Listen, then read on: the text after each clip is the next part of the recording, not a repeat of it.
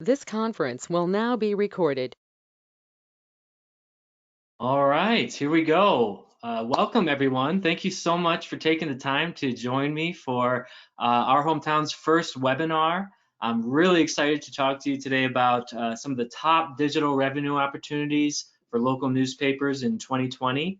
We're going to just jump right into it. We got a lot to cover here, so let's go to the first slide. Got a quick overview of the webinar. First of all, I'm going to talk to you about some of our predictions for 2020. We're going to talk about paywalls, increasing subscription revenue, email and newsletter marketing, and then we're going to talk about some other revenue streams that you might be interested in. So for predictions for 2020, I think that we're seeing the most opportunity in these three categories: audio, video, and mobile. So let me break these down each one at a time, starting with audio. So according to TechCrunch.com, 2019 was a breakout year for podcasting. In the last year, we saw 32% of Americans listen to at least one podcast monthly, and that's a 27% increase from 2018.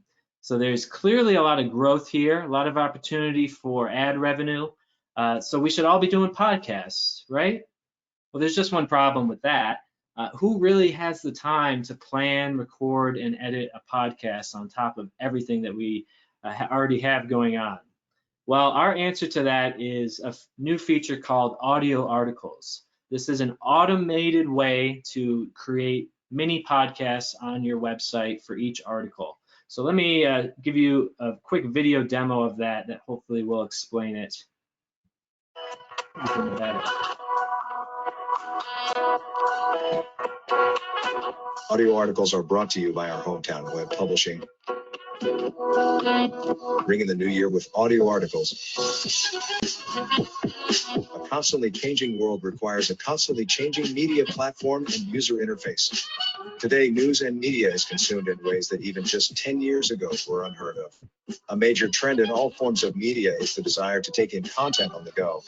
While mobile phones and tablets have made this possible, we're excited to build upon that principle with our newest feature, audio articles.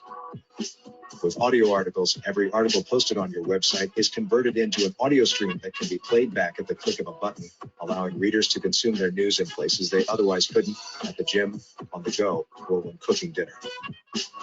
Best of all, this functionality is built into your existing website. Readers won't have to download any software or third-party apps to use this feature. They just open a news article like they normally would and click the play button. Contact us at ops@ourhometown.com to try audio articles today.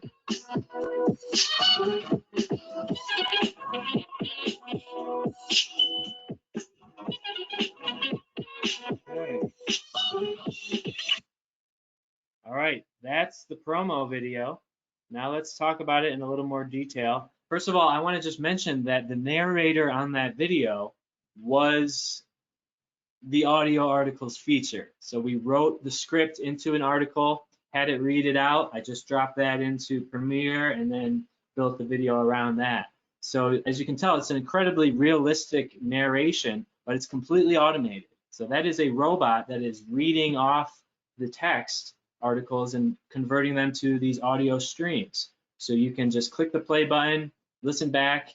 We're really excited about this, mainly because of the opportunity that is clearly growing in audio.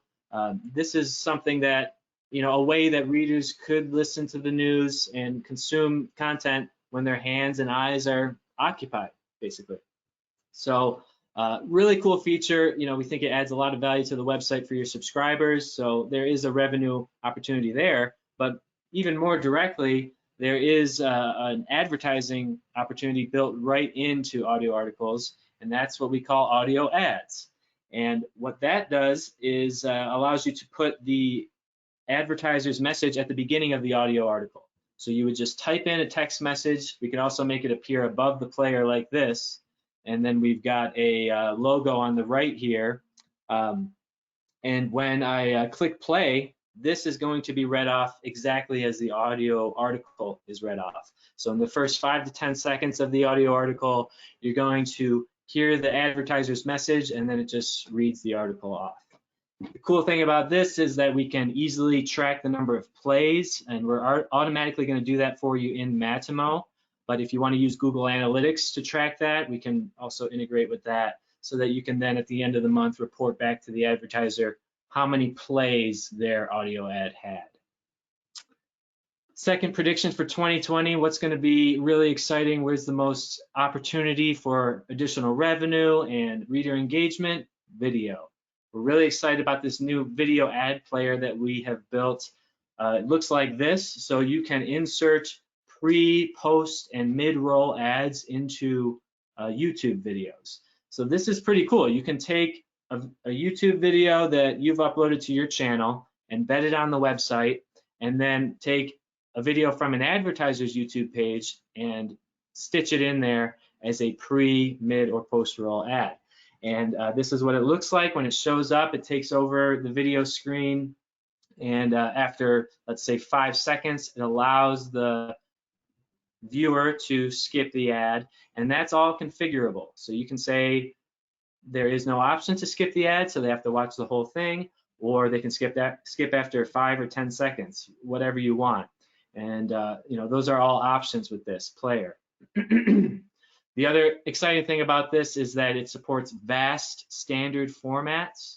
So what is VAST? VAST stands for Video Ad Serving Template. And this is a standard developed by the Interactive Advertising Bureau. And so it's basically the equivalent of a leaderboard ad or a medium rectangle ad. The other IAB standards that we've seen for display ads for over 20 years now, this is the equivalent for video advertising. So compatibility with this standard is going to give us access to the rapidly growing market for video advertising. And the other thing I would note on this is a great way to fight back against Facebook, Instagram, all the social media platforms, because if your advertisers are creating video content, they're probably just uploading it straight to their Facebook page. This is a great way to get that video in front of a new audience, and that's how you would pitch it to them. Okay, third prediction for what's going to be hot in 2020, mobile. This has been growing year after year for the last probably 5 years at least. We're seeing growing audience on mobile, and in 2019 we saw between 70 and 80% of the traffic come from mobile devices on many of our publisher sites. Obviously, it depends on the market, but I think we're pretty much at a majority being mobile at this point across the board. And so in 2019, we built some native apps to respond to this demand.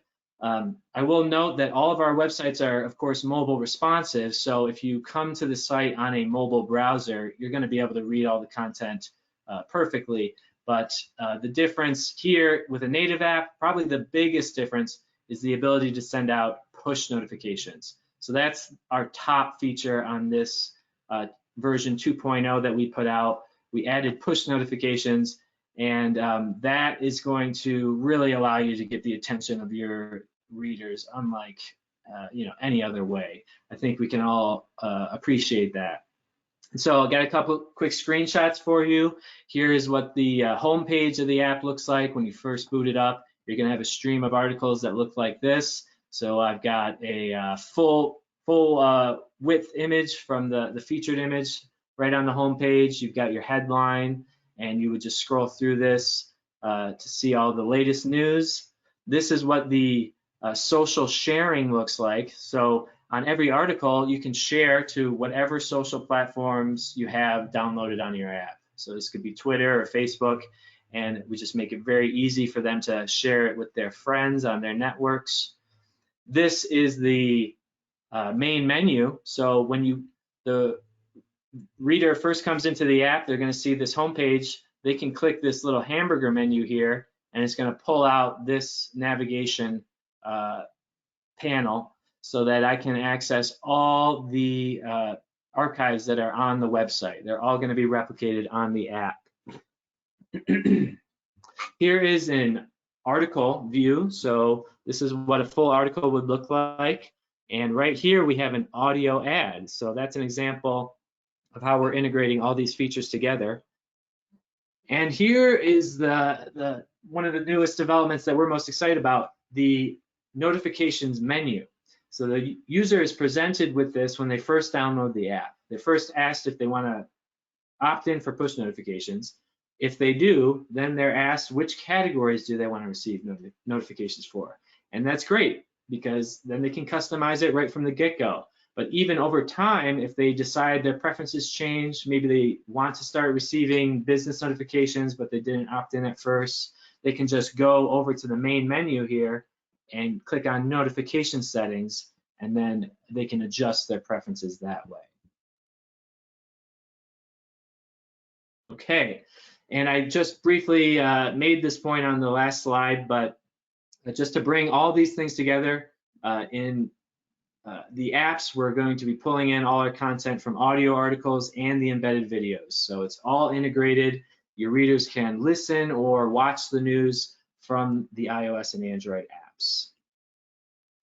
Okay, paywalls. Let's dig into this tried and true revenue opportunity, the hard paywall. Okay, a hard paywall is going to simply require all your readers to have an active online subscription to read all your content. This may, everyone will be able to view a teaser on the homepage. That's not going to change. They can also see a featured image and the headline. And when they click on the story, they can still see the teaser, but they would also then see, the rest of the article is going to be cut off, and there's an option to log in here. Okay, so we can put up some kind of a custom message like this: sorry, this content is only available to subscribers, and then give them the option to subscribe right there, make that very clear, or log in, because maybe this is already a subscriber that just is on a new device. And this simply forces readers to pay to read your content. So it's a very straightforward model for a paywall. The metered paywall is a softer paywall, so it's more permeable. It allows readers to view X number of articles every month without a subscription. I think at a minimum, all papers should be doing this, because, or something along these lines of a soft paywall, just because, to get something for what you're giving out, I think it's reasonable to expect them to log in. And so this allows readers to get a taste of your content and return. It'll keep them coming back to the website. I think typically the number is around 4 to 5 free articles per month for a weekly paper. And so what you're going to develop with them is the habit of getting that newsletter in their inbox. They click on a link, they read the one story, then they see, oh, I just used one of my metered, one of my allotted articles. They're going to be reminded of that by the countdown. And so it keeps them coming back to the website, increases your page views, but it also is kind of like an ongoing trial for the non-subscribers. And the idea is eventually some percentage of these are going to convert to paid. And so here's a quick case study on launching a metered paywall. We did this at a group of 4 weekly papers who are actually free in print, 100% supported by advertising. They've been customers since 2005, but it wasn't until 2018 that they decided to launch the metered paywall on all 4 sites. So it was a metered countdown, and this is what it looks like on desktop. So you have the remaining number of articles shown right here, and then again, an option to easily log in or subscribe, same as on the hard paywall. And this allotted 4 free articles per month. Let's take a quick drink. So here's the results. Between September 2018 and August 2019, they generated over $26,000 in paywall revenue. And this was the breakdown or the distribution of the different subscription types. For 12-month subs, they saw over 78% of the revenue come from that subscription type. Within that group, there were full-priced 12-month subs and promotional subs. So in the first month of launching the paywall in September, they offered a discount for folks that purchased a subscription right away. So that was the promo group. Then the rest of the year, it was full price. So you can see it was about a 50-50 split on that in terms of the promo and full. For the 6-month subs, that generated 4.1% of the revenue. 1 month, 12.5%, which is interesting to me because the 1 month price, cost is obviously less than the 6 months. So they generated more revenue. There was a lot more subscribers opting into the 1 month. Then the single issue generated 5.3%. Again, more than the 6 month, which is kind of interesting. Okay, in terms of the selective paywalls, we've got the archive paywall. So you can charge just for the articles that are a certain age. After 2 weeks, after a month, a year, that's when the paywall turns on. So those are the premium content. The current news is available for free. I think this is another great option for free papers. I think you could make the argument very easily for the value of this, because what's the alternative to getting these archives? You can go to the library and look at microfilm. You can keep stacks of papers in your garage, or you could pay a couple bucks a month to have unlimited access to the archives through the website. Category specific paywall. This is where you charge for select categories, but other categories are free. So I think a lot of publishers will look at it like, let's charge for the categories that only we're covering, like local sports, long form features, but we can leave open for free access, maybe national news, some local news. We can leave open obits maybe, because those are already paid for. I think that's how a lot of publishers kind of come up with what's going to be free and what's going to be paid. But this is just another great example of a soft paywall, that isn't going to significantly impact your traffic, but it still allows us to monetize that content for the people that really want access to it. Okay, the last type of paywall is not really a paywall per se, it's a free registration wall. And really what this is basically to, rather than just leaving the website completely open for anyone to come in and get free articles without, really giving us anything in return, we're at least getting some information from them about who they are. So they need to register for a free account. It's completely free, but they just need to basically give us their email and sign up for a free login. Now, of course, this isn't going to generate immediate revenue, but the idea is to build readership and website traffic. And also then you can take this list of emails that you're generating and monetize that by helping, by using it for email marketing to promote local businesses. And so the other thing that we can do with the wall is we can protect other types of content on the website, like forms for people to submit events or to submit classifieds, so that those features are only available if they have signed up for an account. Okay, now once we've got our paywall model in place, these are some tactics for increasing subscription revenue. First of all, auto-renewing subscriptions. If you don't already have this set up on your paywall, definitely contact us. We would highly recommend that you get this set up. From our perspective, it's kind of a no-brainer at this point. It's widely accepted in our digital culture to pay for online content now, and in a way that auto-renews on a month-to-month basis.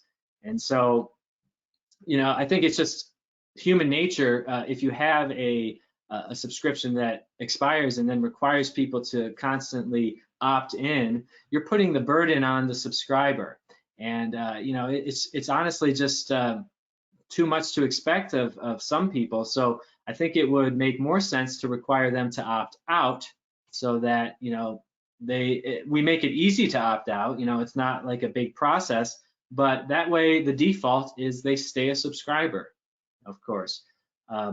So this is a way, just to automatically, recharge that credit card. It's all handled up by the merchant account, so you don't need to worry about doing anything. It's completely automated. And this can be applied to any subscription type, whether it's a monthly, month-to-month subscription or an annual. And also we can mix and match that. You don't need to have it applied to all the subscription options on the site.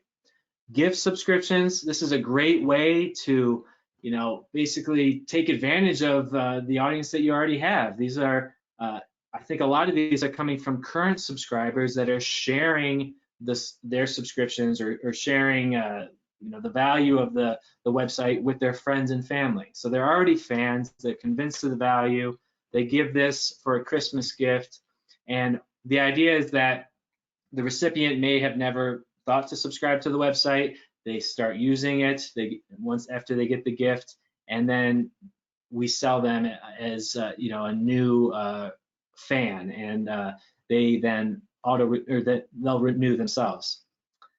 It's completely automated, so once we set up this gift subscription form, it's going to work with MemberPress to automatically deliver the email to the recipient on the date that the user defined, and then they can set their own login and get instant access to the website. Okay, this is kind of a fun one, just a creative way to promote subscriptions. I saw this on Instagram. I think it was the Washington Post that does every Sunday hashtag subscribe Sundays. And then they offer a special offer or a coupon. And I think it would make a lot of sense to use a coupon code that matched the hashtag. So you could say subscribe Sunday, that's your coupon code, get it from Instagram, and then go sign up for a 10% discount on your subscription. Just a really great way to reach a new audience on social. Email and newsletter marketing. So selling ads on your newsletters. You probably already have a newsletter going out, especially if you're full service with Our Hometown. We send out the newsletter for you every week. Even if you're self-service, you probably got one running already, set up with the automated newsletter. So if you're not running ads on that, I think it's a missed opportunity, because you can just simply pitch it to the advertiser, give them the data, tell them I have 5,000 emails in my newsletter list. We get a 50% open rate and 10% click-through rate, whatever your numbers are. You can just look at what you got last month. And that's a very simple way to get the advertiser's message in front of your audience. The other thing that you could use email newsletters for is for getting the promotions and coupons out there.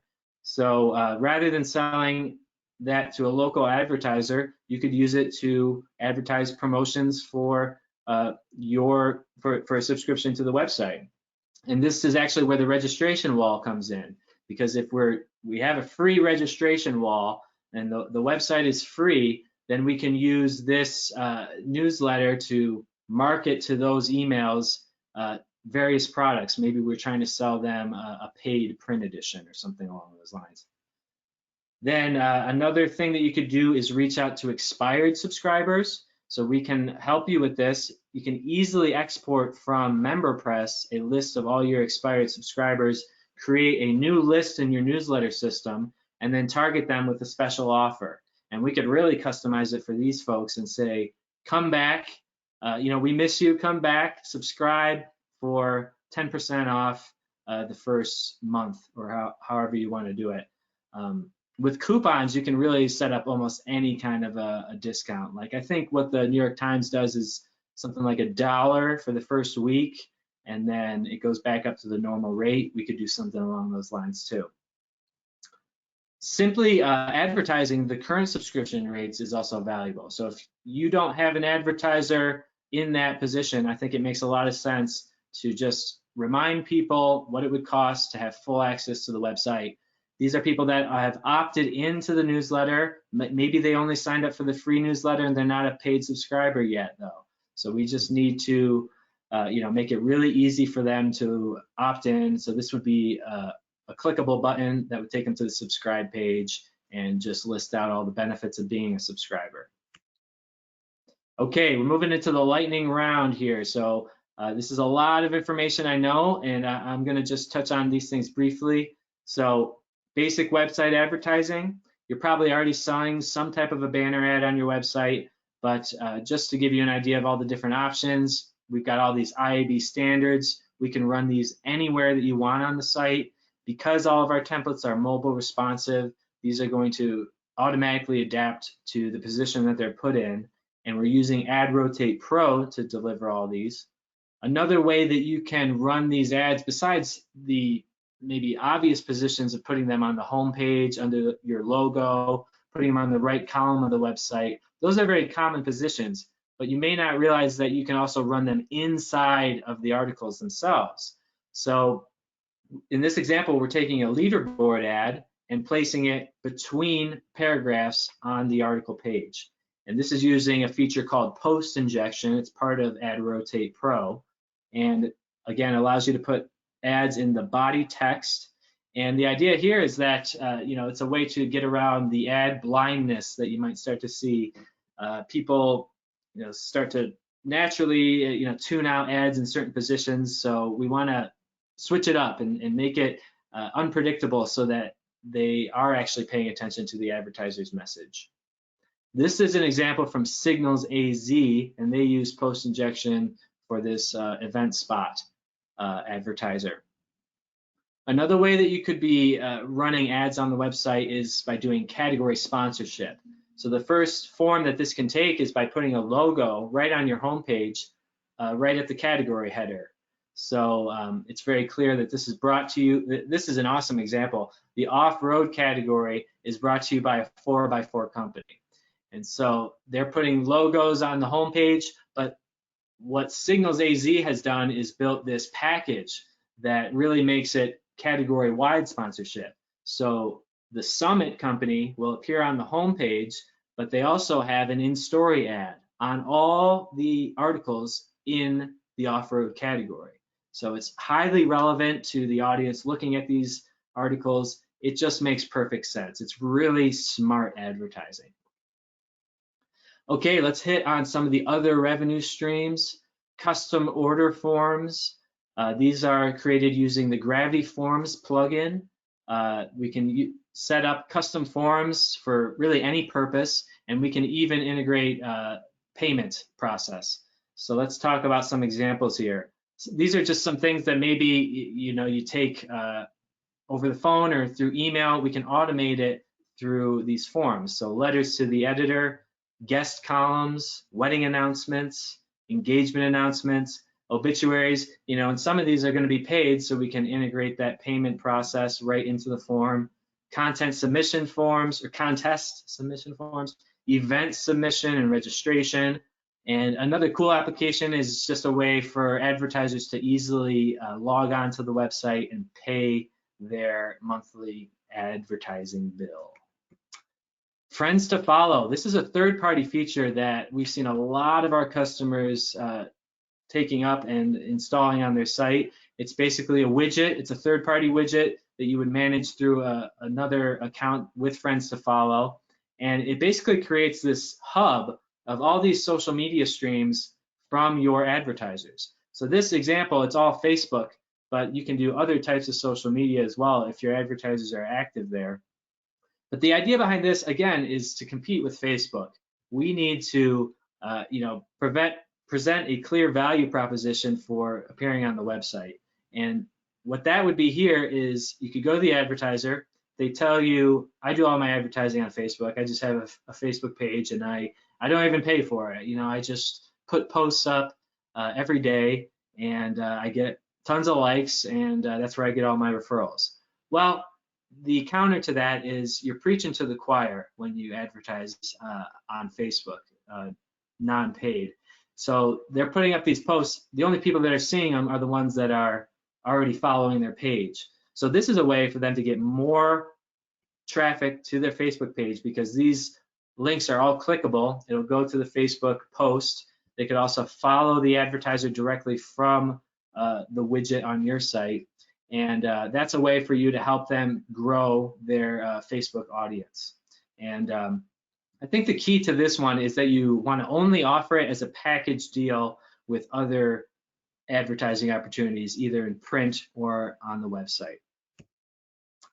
Okay, last but not least, for many years, we had people asking, can I get a shopping cart on my homepage? Now we have it. We're using the Spotify third-party service, which allows you to go in there, create your own shopping cart, upload photos of any number of products. Here's some examples.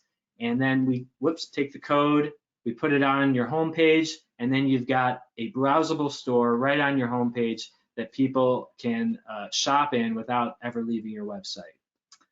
So that just about does it for today's presentation. Thank you all so much for joining me today. If you have any questions on any of the features we discussed, please don't hesitate to email ops@our-hometown.com or email me, mcl@ourhometown.com, and we can set up a follow-up call on GoToMeeting and have more of a conversation on any of these topics. Or just shoot us an email with questions and we could answer them that way. I think that's about it. So thank you all so much for the time, and we'll see you at the next webinar. Thank you.